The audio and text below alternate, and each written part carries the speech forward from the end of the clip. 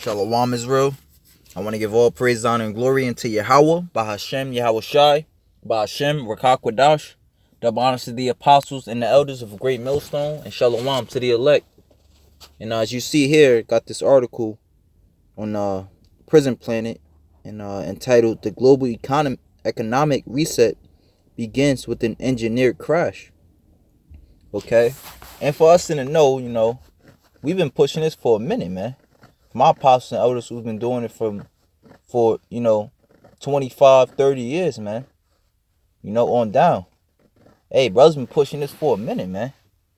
All right, because we know, according to prophecy, according to Revelations 13 and 16, that Esau will cause all, both small and great, rich and poor, free and bond, to receive a mark in their right hand or in their forehead. Okay? So here it is, man. All right? So it says, for a few years now, since at least 2014, the phrase global economic reset has been circulating in the financial world.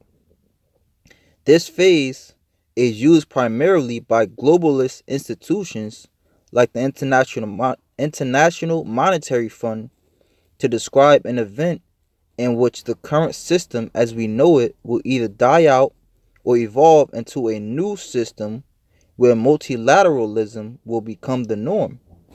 Let's look up this word multilateralism. Let's see.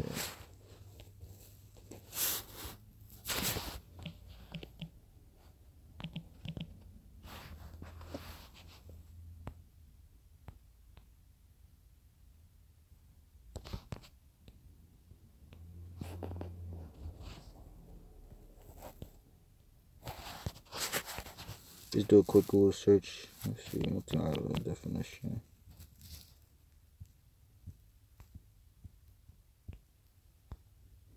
It says multilateralism, the principle of participation by three or more parties, especially by the governments of different countries. So here it is. So we're like, you have the thing that's going on over there in China is going to happen over here, man. All right, to where China, they're instituting, hey man, they pushing out that biometric system hard, man. They got tons of cameras they put up everywhere. Now they trying to push something known as the I forgot what you call it. I was just watching on Jason A. They were going into it. But yeah, man. I advise, like the apostle was going into, I advise brothers to watch that video, The Scary Future of America. It's on Jason A page. All right.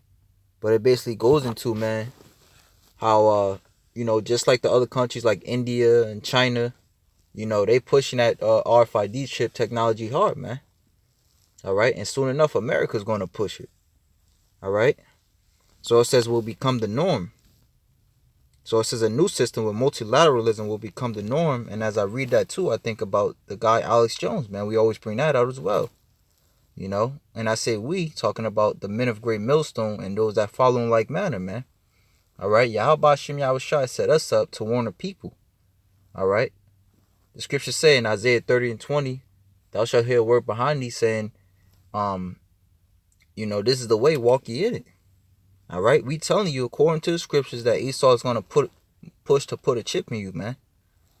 All right. And the only way past that is by believing in Yahweh Bahashem Yahweh Shai, man. Okay. We are your teachers, man. All right. But the point that I was making before, as well, as far as multilateralism goes, is that the interview with Alex Jones, man, he spelled it out plainly, man. Which is why we believe that they offed him, because he was spilling too much beans, man. He was saying that he had a close relationship with David Rockefeller, and he was telling him how they want to create a new world system known as the euro. All right, but this is the same thing, man. This is that new system that they want to build, man. They want to allow the world to go into a deep debt. All right, so therefore, like it says right here, it will either die out or evolve into a new system. All right. So it says the reset is often described in an ambiguous way. Of course it is, man. Because Esau's a devil. He's not gonna, come out straight with it, man. The scriptures say, he spoke smooth words, yet war was in his heart. Let me just grab that actually.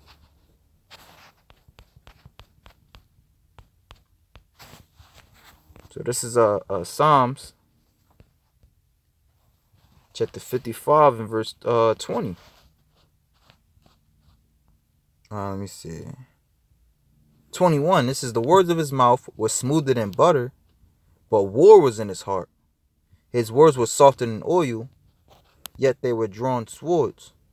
And now Esau wants to push this new world system as if it's a help to society. When really, he just wants another way to control you. Okay? IMF banking elites will usually mention the end result of the shift, but they say little about the process to get there. What we do know is that the intent of the globalists is to use this reset to create a more centralized monetary system and micromanage global economy. And that's what they're, like I said, that's what they're doing over there in China already, man. They're micromanaging people, man. And they creating a society. It's known as a social something, to where they have cameras everywhere, and based upon what you do, that builds your credibility within that system, man. Kind of like what they have here in America, to where it's a credit-based system. If you pay your bills on time, if your credit card does not exceed like 30% of its limit or some shit, but it's more on an elevated level over there in China, man. In the video of Jason A, they were saying how they even have this. They were showing this one guy that's actually blacklisted, which I guess he's supposed to be like some alternative news journalist. So it says, and micromanage global economy. At the core of this new structure will be the IMF, along with perhaps the BIS and World Bank. It is a plan that has been supported openly by both Western and Eastern governments, including Russia and China. Which goes to show you, our brothers always go into how this is an esoteric system, man. Which basically means, all right, there's somebody pulling the strings, man. All right, because here it is, these countries like Russia and America, China and America, they're supposed to be going at each other's neck. All right, but the end goal is they have the same end goal, man. Like they have on a dollar bill, e pluribus unum, of all one. Because everybody, at the end of the day, they're gonna try to push for everybody to be under that same unilateral system, man. Which it says multilateralism, but it goes into how different societies or different governments are gonna come together and agree to one thing. So it says, as noted, the details are few and far between, but the IMF describes the use of open borders and human migrations due to the reset as a means to transfer capital from various parts of the world.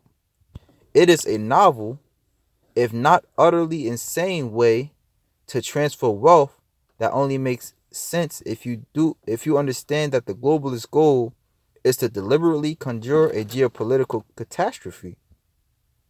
Okay? The IMF also asserts that blockchain technology will make capital transfers easier and more efficient in this future environment, which explains the enthusiastic globalist supports for developments in blockchain technology and cryptocurrencies, despite the notion in cryptocurrencies circles that blockchain would somehow make the bankers obsolete. Because it's basically putting you in that mindset of going digital, man. That going digital, it'll actually help you. You know what I'm saying? Your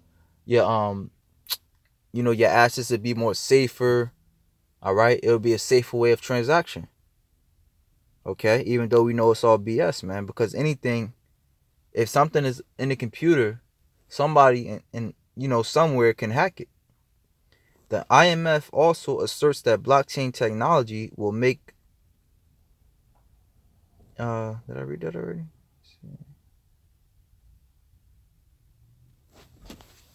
uh, will make capital transfers easier and more efficient in this future environment, which explains the enthusiastic globalist support for developments in blockchain technology. Oh no, I read that already. Slovakia. It says the IMF also acknowledges that in the meantime, a slowdown in capital flows has occurred and that this slowdown is ongoing since the crash of 2008. What they do not explicitly admit is the crash of 2008 never ended and that the decline we are witnessing today is merely an extension of the recession/depression that started 10 years ago. Certain facts have been obvious to anyone with any sense over the past year. First, as the Federal Reserve began tightening stimulus policies by raising interest rates and cutting assets from their balance sheet, which I was looking into this other article, which that's, let me see.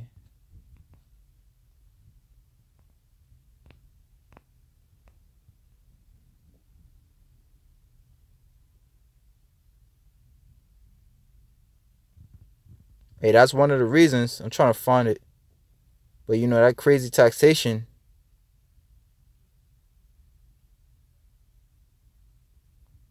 and the devaluation of the dollar is what made Rome fall, man.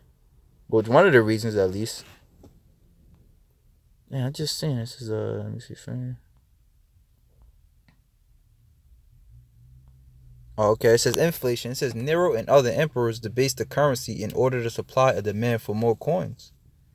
By debasing the currency, it meant that instead of a coin having its own intrinsic value, it was now the only representative of the silver or gold it had once contained. Which we always go into when you go into the when the dollar was, the gold was replaced, all right, by the dollar, man. It was supposed to represent the dollar, but it doesn't. By the time of, I think it was like in the 30s, by the time of Claudius II, Gothicus, the amount of silver in a supposedly silver denarius was only 0.2%. This led to or was severe inflation depending on how you define inflation.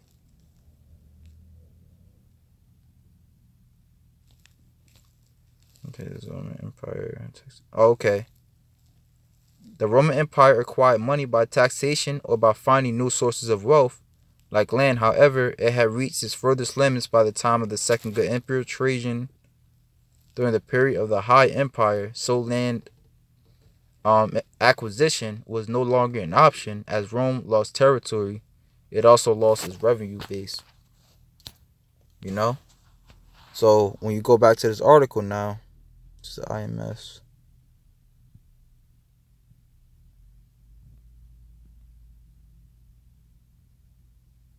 Okay, first, as the Federal Reserve began tightening stimulus policies by raising interest rates and cutting assets from their balance sheets, the global economy began to return to steep declines not seen since the credit crisis. I predicted this outcome in my article, Party While You Can, Central Bank Ready to Pop the Everything Bubble. Published in January of 2018, the plunge has started in almost every sector of the economy, from housing to autos to credit markets to retail.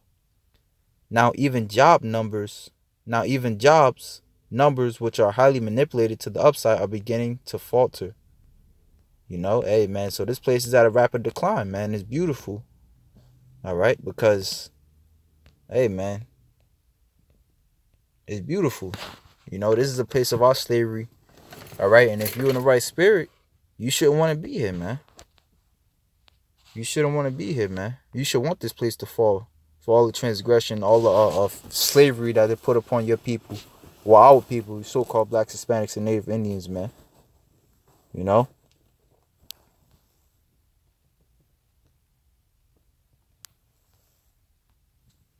I was trying to look for that precept. It goes into how Esau is laid himself with thick clay. I think it's in here. It's in. Oh, okay. Habakkuk 2:6. It says, shall not all these take up a parable against him, and a taunting proverb against him, and say, woe to him that increaseth that which is not his, how long? And to him that ladeth himself with thick clay. you know, and this place is laden with thick debt, man. All right, and not only the other nations, because that's going into the other nations, gonna come together and come against Babylon, but even America, or which is known in the scriptures as Babylon, their own people are gonna come up against them, man. All right, because here it is, there's no jobs. All right, you know, it was I was people are in crazy debt, you know, and yet Esau's tightening the clamps, man. So I just wanted to bring that out, man. Just going to prove, all right. Like you see different articles. 2020 Democrats, the economy is terrible. The global economic reset begins with. Oh, that's the one I read. Slovakia. Oh, this is another good one. 12 statistics that prove that the U.S. is facing a consumer debt apocalypse. So contrary to popular belief, all right, what Esau may want you to believe, this place is not gonna get better, man. Even when it's reset, it's gonna get even worse, man. Because it's gonna deepen you into captivity. You know? You know? Hey man, so with that, like I said, quick article I want to get into. With that, shalom to the elect.